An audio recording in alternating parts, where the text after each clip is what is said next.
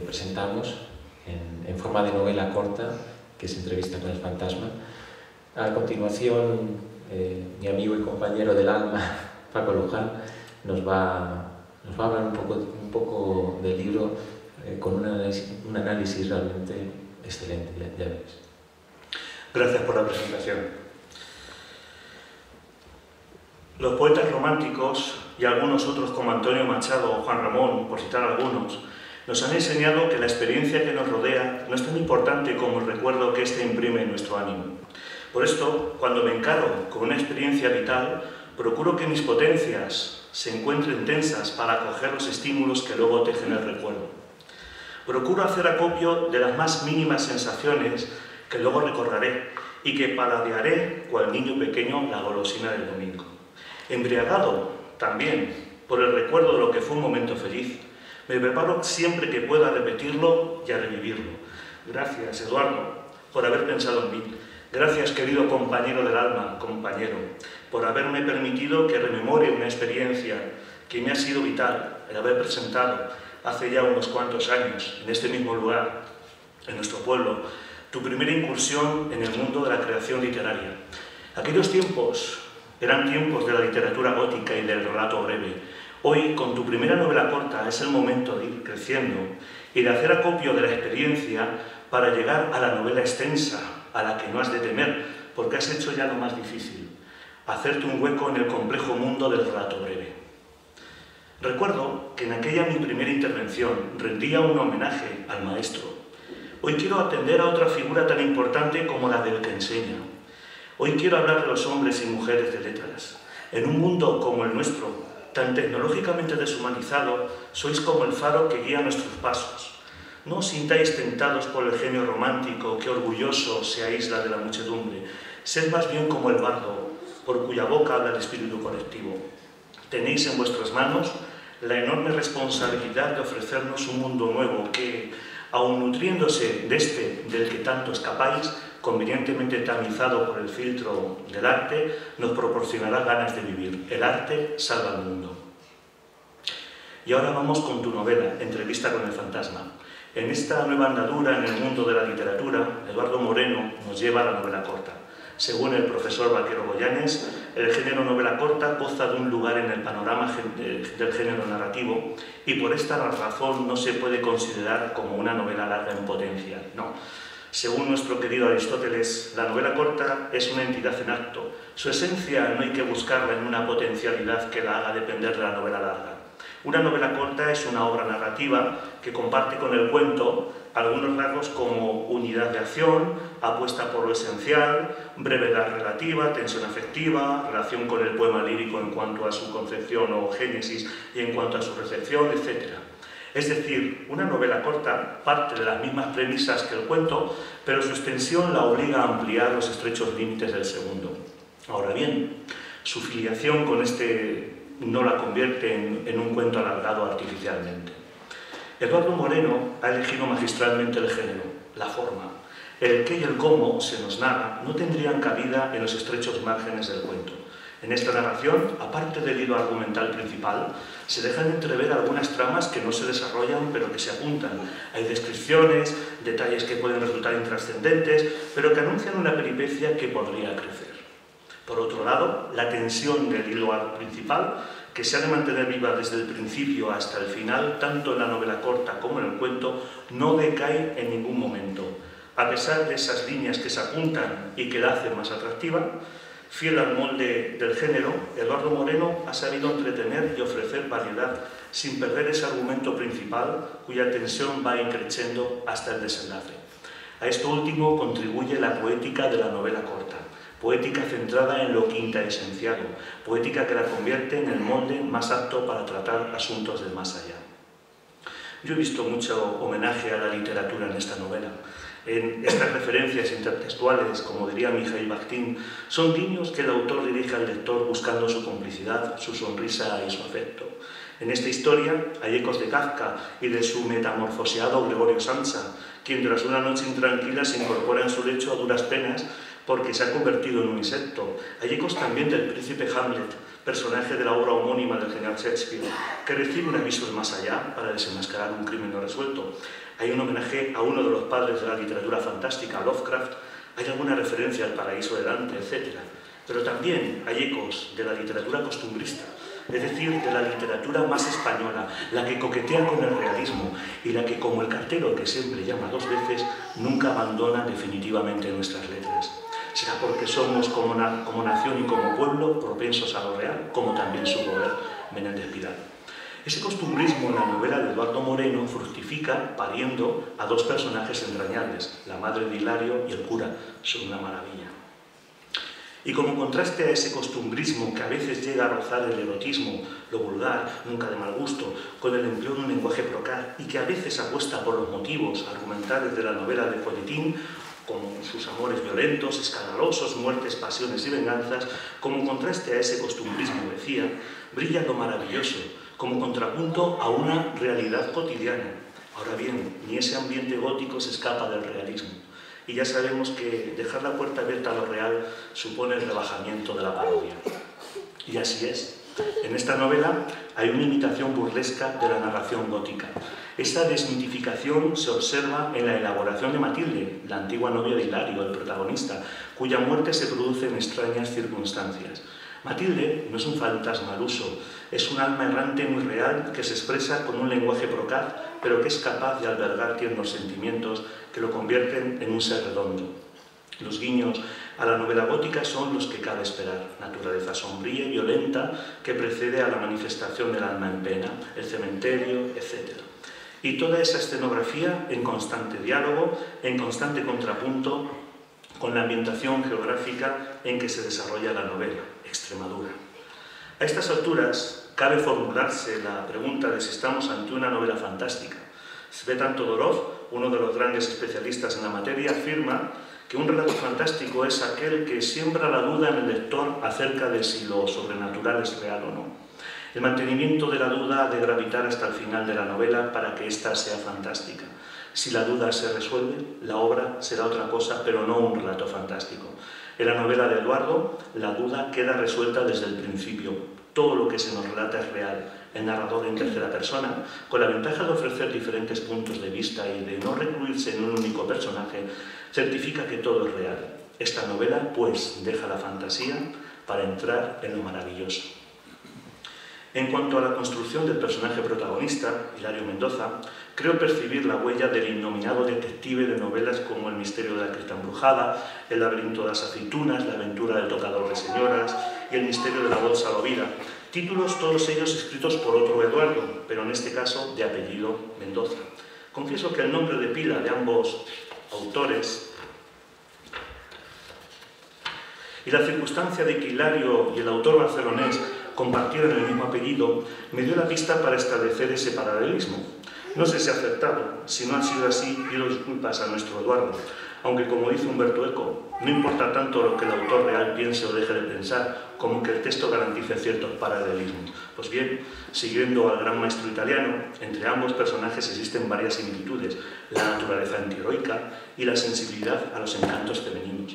No obstante, hay aspectos que los separan, como que nuestro Hilario asume un papel menos activo que el detective de Mendoza en la aventura en que está inmerso. Además de este referente, se perciben ecos del bíblico Moisés y de los ya citados Hamlet y Gregorio Sánchez. Todo un elenco de grandes ascendientes literarios que asisten a Hilario Mendoza en su gestación. El análisis de los aspectos formales o técnicos arroja el dato de que nos hallamos ante una novela que apuesta por la incorporación de algunos procedimientos narrativos propios del relato extenso. Apuesta, creo, acertada. Desde el siglo XIX, los grandes cuentistas se han servido de este andamiaje técnico con el fin de elevar el nivel estético del cuento. Algunos aciertos de calado formal son los siguientes: la convivencia de un estilo cotidiano, realista, vulgar a veces, con un lenguaje rebuscado con cierta ironía, el recurso al vocabulario de la pintura para conseguir descripciones más plásticas, etc. Lugar aparte merecen las llamadas al lector, gracias a las cuales éste se hace cómplice del narrador. Esta complicidad pasa inevitablemente por la puesta al descubierto que realiza éste de que lo que se lee es un relato. Se trata de un procedimiento muy cervantino, la reflexión sobre la literatura en la literatura, en otras palabras, la metaficción. Con esta materialización del hacer literario en la novela se consigue crear un efecto de distanciamiento entre lo narrado y el lector, efecto necesario para que desde esta orilla donde nos hallamos veamos a los personajes como en diferido, en la distancia. Solo así puede resultarnos cómico su destino. Otra técnica es la confusión que provoca la mezcla de las palabras del narrador y las de los personajes, palabras que pertenecen a discursos diferentes cuyos límites son de difícil trazado, como lo es también para Hilario el dirimir lo que es realidad y lo que es ficción. La historia se desarrolla en un tiempo reducido, tiempo habitual en el relato breve. Ahora bien, el tratamiento de este pasa por la inevitable analepsis o salto al pasado, circunstancia que permite la ampliación de las estrechas coordenadas temporales en las que la novela se mueve. Pero no nos dejemos engañar, que el tiempo sea reducido no implica ausencia de complejidad y presencia de monotonía. En esta novela, Eduardo Moreno apuesta por la narración de motivos argumentales que se suceden simultáneamente, creando así la ilusión de que el tiempo se multiplica. Una reflexión más sobre el factor temporal. Al principio de esta intervención afirmaba que el arte salva al mundo. Ahora añado que lo salva del tiempo. Buen ejemplo es esta novela en la que ese tiempo encorsetado entre los límites que el relato breve impone es liberado hacia la eternidad. Acabo mi intervención leyendo un fragmento que me resulta muy original. Es una especie de monólogo interior, muy habitual en la novela extensa. Su inclusión en este marco le otorga al relato una calidad estética fuera de toda duda.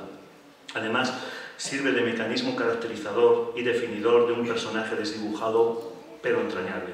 La madre de Hilario dice así, abro cita: hay que ver qué ingratos son los hijos, toda la vida desviviéndote por ellos, perdiendo horas de sueño, volando al médico al menor síntoma raro, echando viajes al centro de salud, con el alma en vilo, dándoles su paga semanal cada domingo después de misa, feriándoles bolsas de chucherías los días festivos. ¡Hala! Venga, golosinas. Y luego a rascarse el bolsillo y a llenar la caja fuerte del dentista, comprándoles regalos para el cumple, para el santo o para Reyes, exigiéndote siempre el juguete más caro, el mismo que exhibían sonrientes fulanito y menganito. ¡Qué casualidad! Aguantando sus caprichos, soportando sus rabietas y sus llantos, inculcándoles valores que luego, al apuntar la pelusilla del gozo, se pasan por el forro los señores. Y tú venga a poner velas cada vez que hay un examen importante, limpiando la taza del váter que ellos dejan hecho un asco, cosiéndole los rotos y el bajo del pantalón, planchándole la ropa, lavando calzoncillo. ¿Y luego qué? Ahí te quedas. Si te he visto no me acuerdo. Te cuelgan de una percha como el traje de primera comunión, más tirada que una estera. Egoístas, desagradecidos. Cierro cita.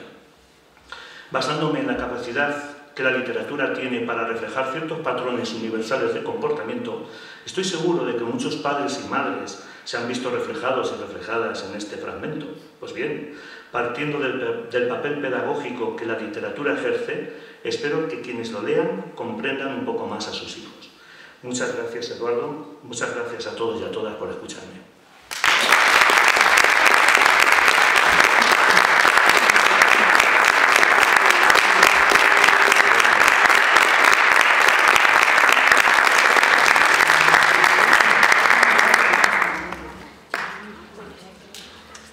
Bueno, ya habéis visto que el análisis tiene miga.